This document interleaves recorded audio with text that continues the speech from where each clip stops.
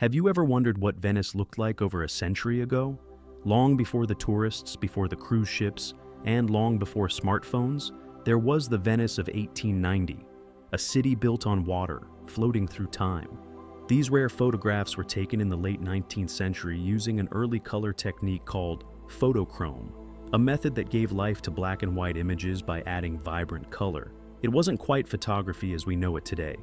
It was art, science, and patience combined. Each image was carefully hand-colored from the original negatives to recreate what the eye would have seen in real life. And now, more than 130 years later, we can see Venice exactly as it was. So now, I invite you to slow down, breathe in the history, and enjoy the magic of Venice through the eyes of 1890. Let the pictures speak for themselves.